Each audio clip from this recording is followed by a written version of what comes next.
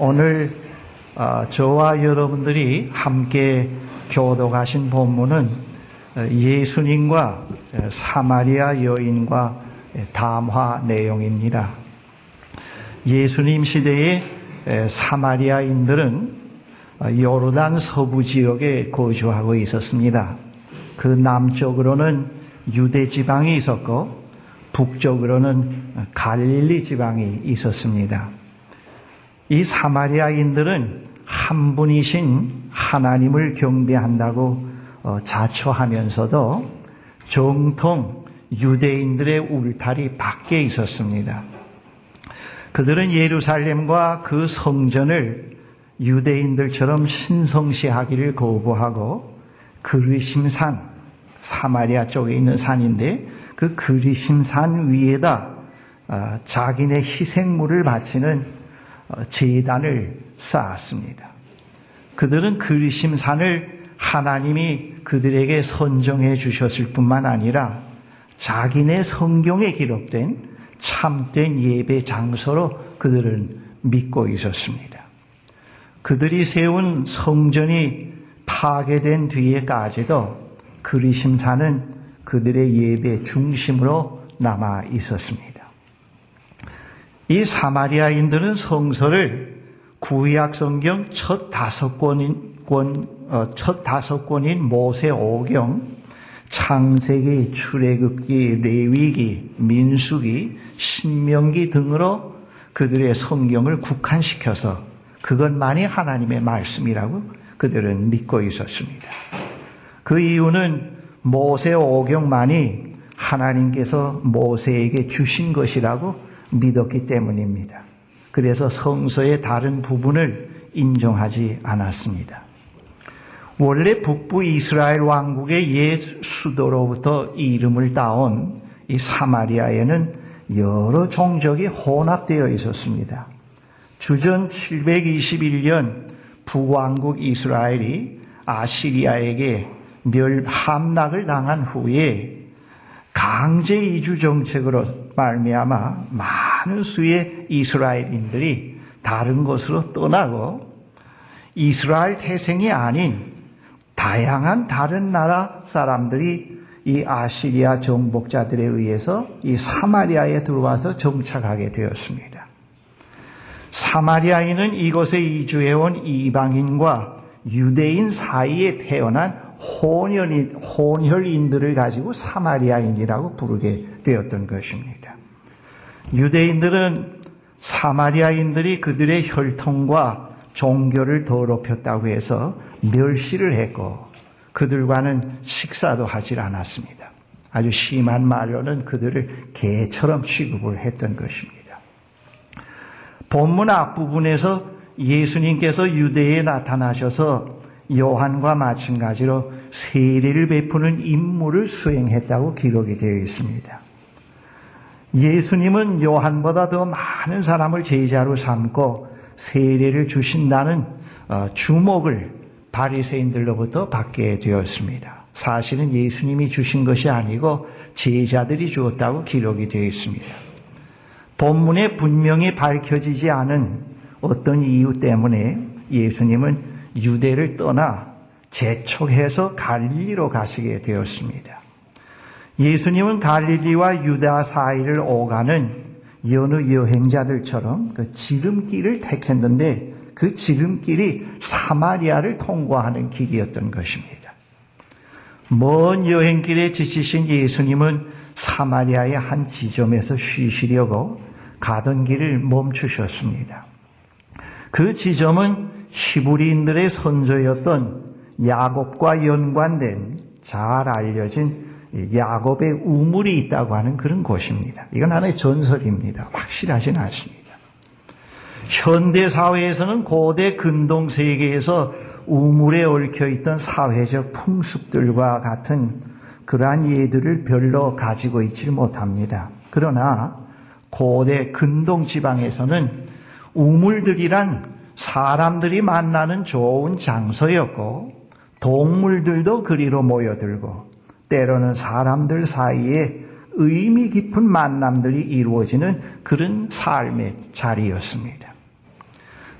특별히 당시 여인들은 집안에서 사용할 물을 길어 나르는 습관이 있었기 때문에 우물은 특히 부인들이 서로 만나는 중요한 만남의 장소였습니다.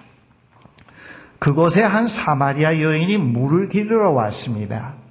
여인은 샘에서 물을 길어낼 아무 도구도 가지지 못한 지치고 목마른 여행자로 보이는 남자를 우물에서 만나게 되었습니다.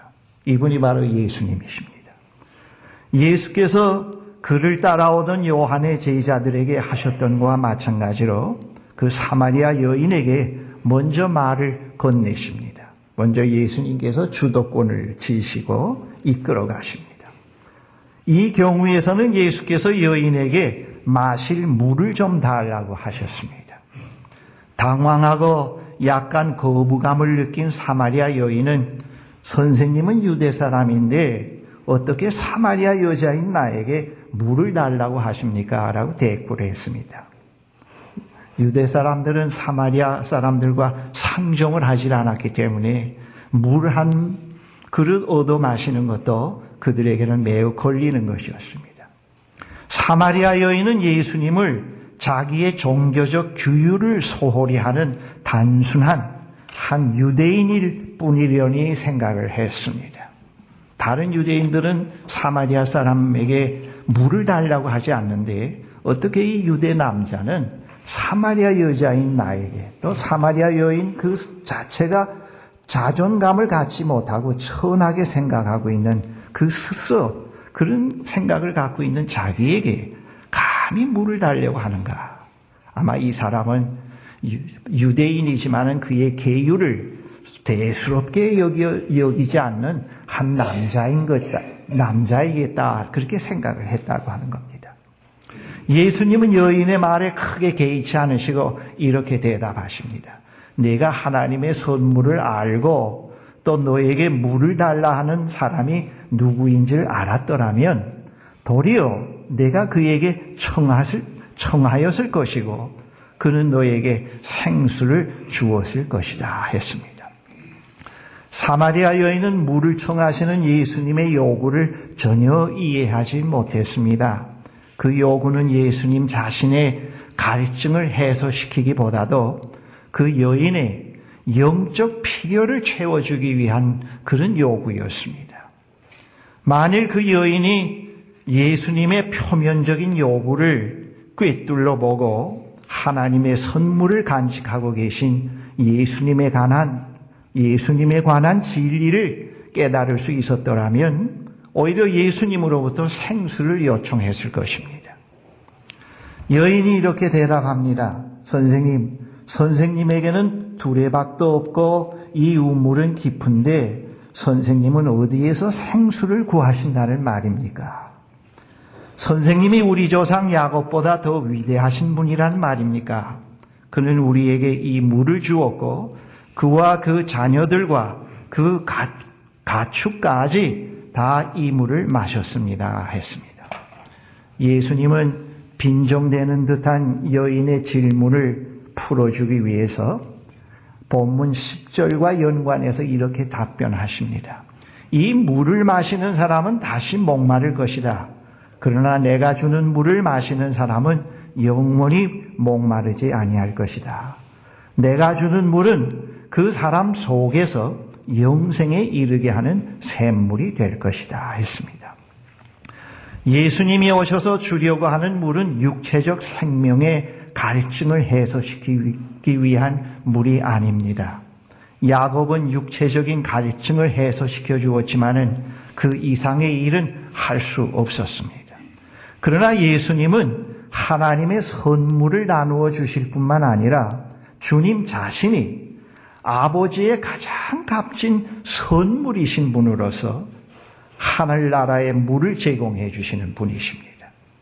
그분은 인간 사막을 적셔주시고 생명의 싹들이 솟아오르게 하는 살아있는 물 생수, 샘물이십니다.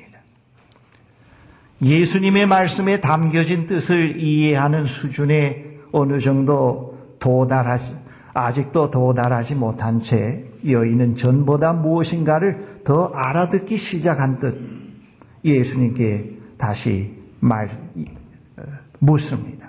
선생님, 요청합니다. 선생님, 그 물을 나에게 주셔서 내가 목마르지 않고 또 물을 기르러 여기까지 나오지도 않게 해 주십시오. 아직도 이 여인에게 중요한 것은 자기 자신의 필요이지 예수님이 아닙니다. 그 여인이 어느 정도 예수님의 말씀을 이해한 것으로 받아들이자 예수님은 여인이 가지고 있는 내적 문제로 좀 더 가까이 접근해 가십니다. 가서 네 남편을 불러오너라 그랬습니다. 여인이 답합니다. 나에게는 남편이 없습니다. 예수께서 말씀하시기를 남편이 없다고 한 말이 옳다. 너에게는 남편 5이 있었고 지금 같이 살고 있는 남자도 네 남편이 아니니 바로 말하였다 했습니다. 예수님은 여인이 가지고 있는 문제를 여인 스스로에게 깨닫게 하면서 그 문제로 다 가까이 다가가셨습니다. 여인의 진정한 문제는 6번째 남자를 만나서도 해결되지 않고 해갈되지 않고 있는 그 사랑에 대한 갈증이었습니다. 바로 예수께서 그것을 끄집어내기 위해서 처음부터 그거와는 관련이 있는 물을 달라고 요청하신 것입니다. 여인의 진정한 문제는 바로 그 육체적인 목마름을 해결하기 위한 그런 물이 아니고 그거보다 더 깊은 문제라고 하는 것을 예수께서 알고 계셨습니다. 여인은 자신의 문제를 남자를 통해서 해결해 보고자 했습니다. 예수님은 6 남자를 통해서도 채워지지 않아 방황하고 고통하는 여인의 이면을 들여다보셨던 것입니다. 여인이 말하지 않고 있는 것을 보고 듣고 계셨습니다. 그래서 여러분, 우리가 처음 하나님을 믿을 때, 진정 내 자신의 문제가 무엇인가를 깨닫고 발견해내기까지는 꽤 시간이 걸립니다. 그 전까지는 이 여인과 예수님과 마찬가지로 이 표면적인 대화가 진행이 되면서 계속 말씀을 읽고 말씀을 공부해 가는 가운데서 예수님과 대화가 점점 가까워지면서 자기 문제에 봉착하게 되고 그 문제를 주님 앞에 끄집어내게 됩니다. 그때부터 주님과 만남이, 진실한 만남이 이제 이루어지게 됩니다. 오늘 본문에서 그것을 우리가 여기서 찾아봅니다. 여인은 자신의 진실이 드러나자 부끄러워서 도망가지 않고 오히려 자기 대화 상대자에게 더욱 깊은 관심을 가지고 대화를 계속하게 됩니다. 여인은 예수님을 평범한 유대인 나그네로 알았다가 이제는 예언자로 알게 되었습니다. 여인은 자신의 문제와 관련된 종교적인 질문, 예배에 관한 질문을 이 예언자에게 던지게 됩니다. 선생님, 내가 보니 선생님은 예언자이십니다. 우리 조상은 이 산에서 예배를 드렸는데 선생님네 사람들은 예배 드려야 할 것이 예루살렘에 있다고 합니다. 그랬습니다. 여인은 자신의 문제를 종교적으로 해결해 보고자 하는 기대를 오래전부터 갖고 있었습니다.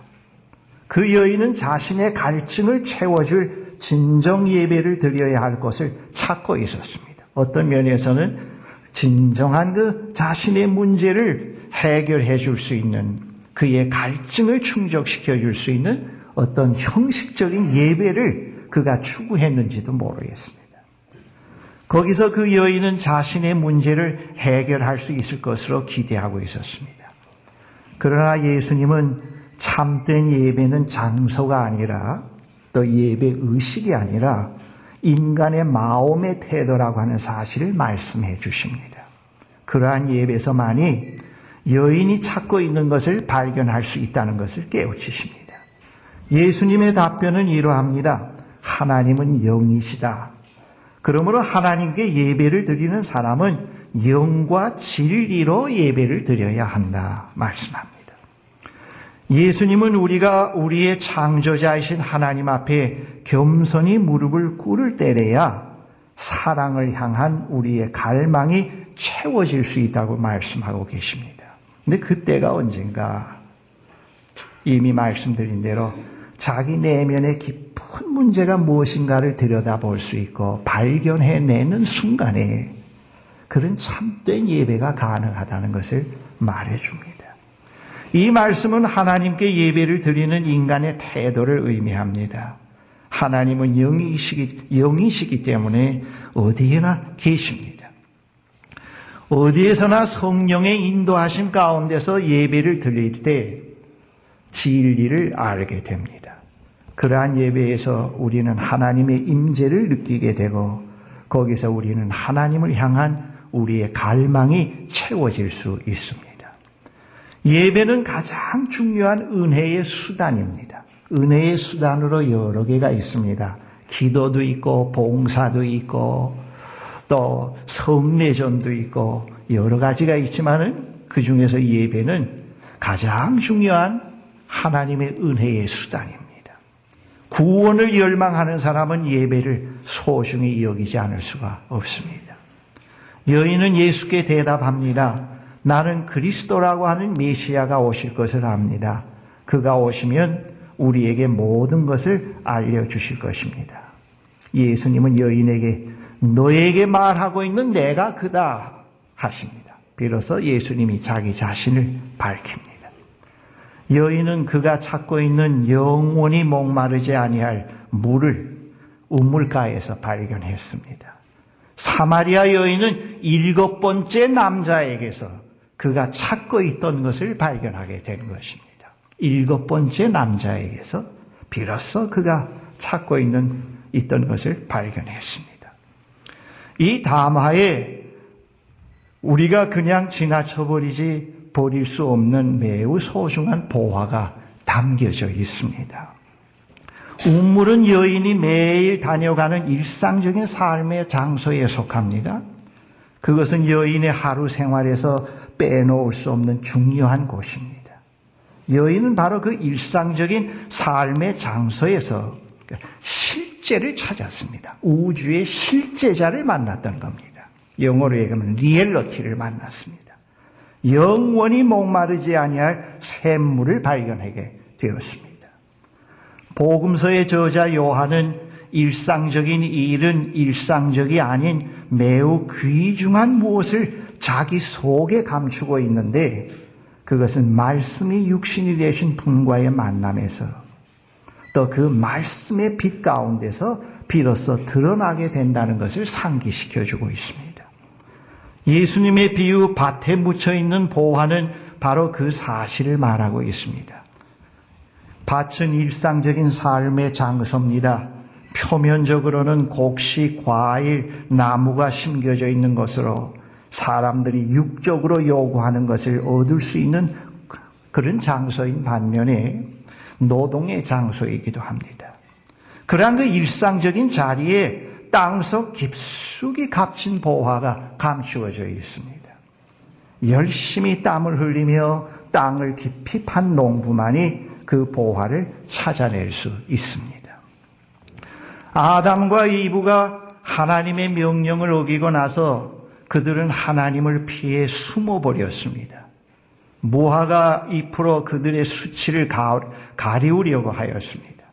그 후 인간들의 삶은 하나님을 피해 숨어서 살게 되었다고 하는 것을 성경에서 말해줍니다. 그것이 바로 하나님을 떠난 인간의 모습이라는 것을 성서에서 말해줍니다. 숨어서 사는 인간들은 실제와는 먼 거리에서 이 표면적인 것들밖에는 보지 못합니다. 그들은 가리워질 수 없는 것으로 그들을 감쌉니다. 하나님께서 창조하신 세상에서 하나님 없이 하나님으로부터 숨어서 살아갈 때 보이는 것들이 단지 물, 돌, 나무, 산, 동물, 조류, 자신의 욕구 충족의 대상으로 인간만이 보입니다. 단순히 그것들에 불과합니다. 마틴 부보가 쓴 책 가운데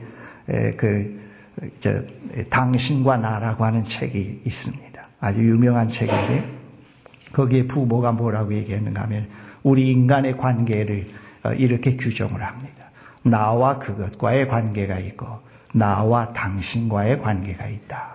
근데 그 나와 그것과의 관계는 그건 하나의 비인격적인 관계라 그랬습니다. 예를 들면 어느 남자나 청년이나 여성 청년이 결혼을 할 때 진정 그 영적으로 서로 사랑하고 영적 교류가 있고 정신적인 합이 통하는 점이 있고 심미적으로 뭐인가 공통점이 있어서 사랑이 통해서 결혼을 할 때 아무 조건을 보지 않고 그럴 때는 그 나와 당신과의 관계가 되겠죠. 저 여자하고 결혼하면 아파트 하나는 문제없고 병원 하나는 따낼 수 있다. 저 남자하고 결혼하면은 벤츠 하나는 문제없다. 그런 걸 보고 결혼할 때는 그 관계는 나와 그것과의 관계가 된다는 것을 마틴 부부가 얘기를 합니다. 우리가 하나님으로부터 숨어서 살 때는 모두가 다 나와 그것과의 관계가 된다. 그거예요. 전부 피상적인 것. 전부 피상적인 관계에 불과하고 인간과의 관계는 이용해 먹기 위해서 욕구 충족을 위한 도구로서 인간을 본다 하는 것입니다. 그게 나와 그것과의 관계다. 성서는 외관적으로 보이는 사물들이 그 자체가 전부가 아니라는 것을 말씀해 주고 있습니다. 그 실제를 그 외형적인 것들 이면에는 진정한 실제가 있다고 하는 것을 말해주고 있습니다. 그 실제를 발견하게 될 때 우리의 갈증이 해소됩니다. 그렇지 않고 실제가 없는 삶에는 언제나 사랑의 갈증이 끊이지 않는다는 사실을 말씀해 줍니다. 그래서 영성이 바르게 형성되어 갈 때 평범하게 보이던 사물이 매우 아름답게 신비롭게 보이면서 그것들로 인해서 하나님을 찬양하게 됩니다. 그 전에 매일 보는 것인데도 불구하고 영성이 바르게 형성되어 가고 하나님과 교제가 깊어질수록 그 매일 보는 것들이 새롭게 보여집니다.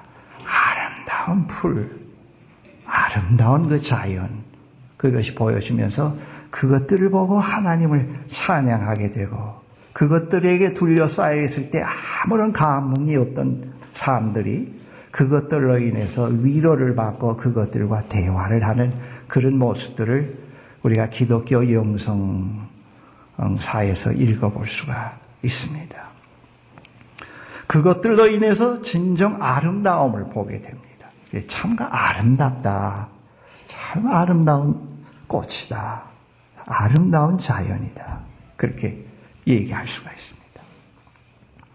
신앙심이 깊은 한 여성이 지금까지 그가 하나님께 구하는 것은 다 응답받았다고 생각을 하고 나가서 간증도 많이 했습니다.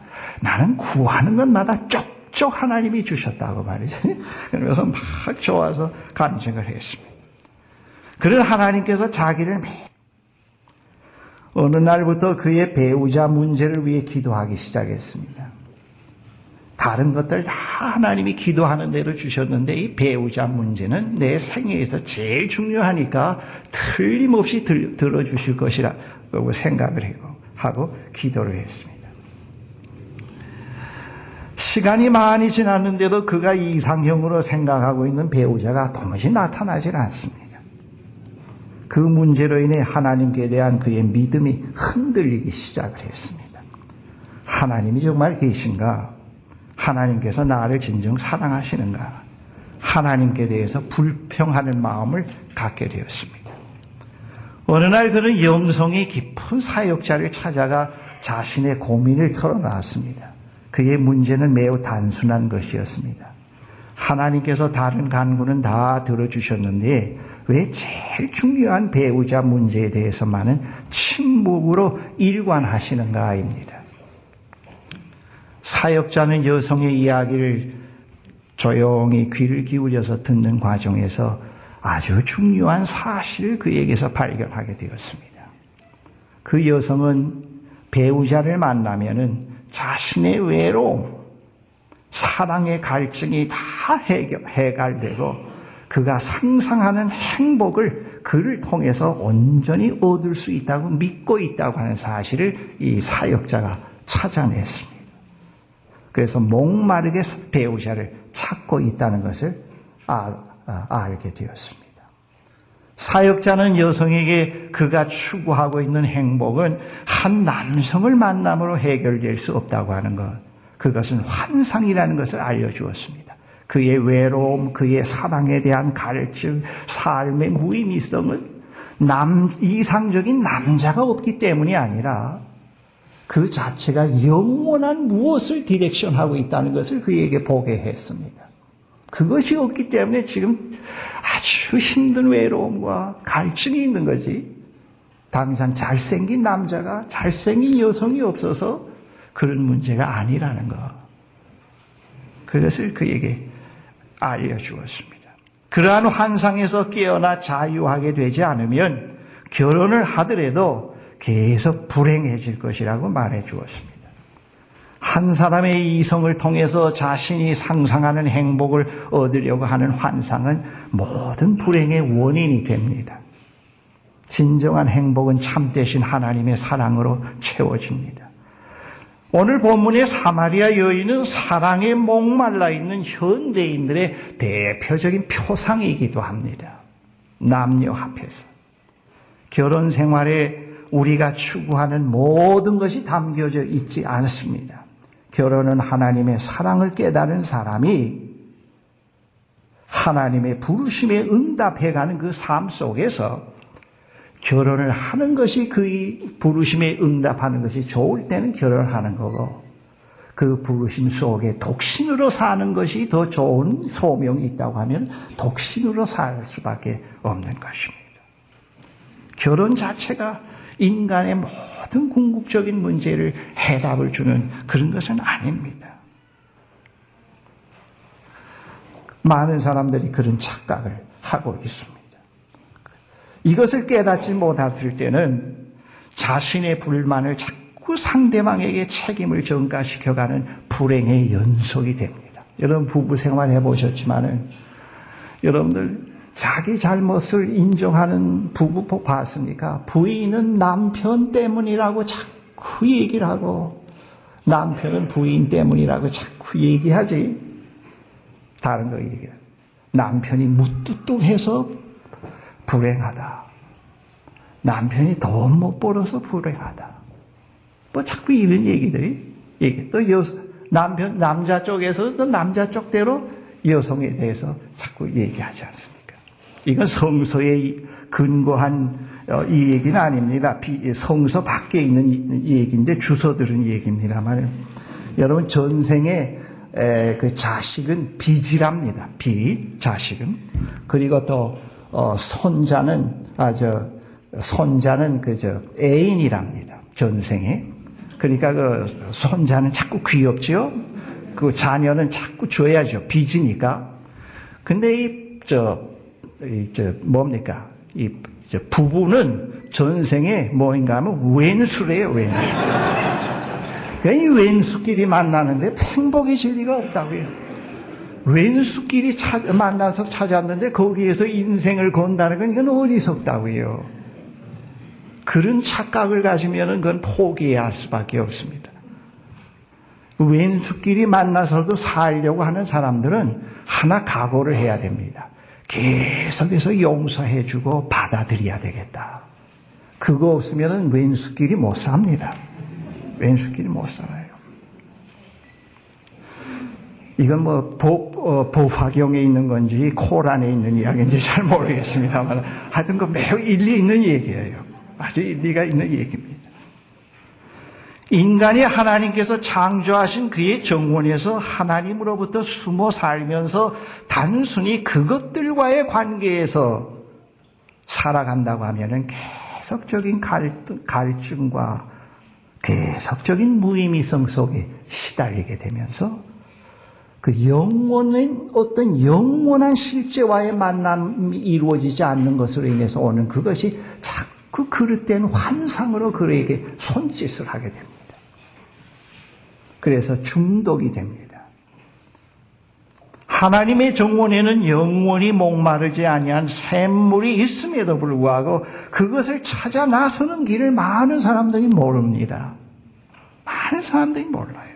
그래서 방황을 합니다. 교회조차도 그 길을 바르게 제시를 하지 못합니다. 기독교 영성은 과거 한때 한국 교회에서 유행하던 영해가 아닙니다. 제가 그 학생 때 그 영해라는 게 많이 있었죠. 영적 해석. 그래서 역사성과 현실, 그 단어 그런 것들 다 부인해버리고 아주 내세적이고 추상적으로 성경을 해석해내는 그 영성이 그런 걸로 생각하면 그건 큰 착각입니다. 기독교 영성은 영원히 목마르지 아니하는 그 길을 안내하고 우주의 식재자와 참된 교제를 맺으며 살게 하는 삶으로 인도하는 것입니다. 그게 기독교 영성이에요. 그래서 이 기독교 영성이 바르게만 형성되어 가면은 그 길을 바르게 들어설 수가 있습니다. 아주 오솔길이지만은 바르게 들어서서 그 영원한 생수를 마시며 살아갈 수가 있는 것입니다. 그래서 기독교 영성이 그래서 중요해요.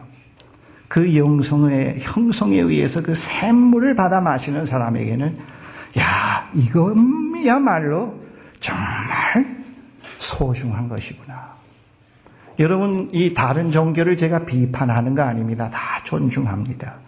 그러나 이 나이가 들어갈수록 이 영성의 세계에 맛을 들여갈수록 다른 어느 사상보다도 어느 종교보다도 이 기독교 영성이 내용 이상 더 탁월한 것이 없다고 하는 확신이 자꾸 들어갑니다. 많은 사람들에게 이 길을 안내해 줘야 되겠다 하는 그런 확신이 듭니다. 오늘 이 자리에 나온 우리들은 영원히 목마르지 아니하는 샘물이 우리의 일상적인 삶의 자리에 감추어 있다고 하는 것을 우리가 모든 사람들에게 알려줘야 합니다. 우리의 일상적인 삶 이 자체가 표면적인 그 자체가 전부가 아니라는 것. 그 이면에는 매우 중요한 실제가 있다는 것.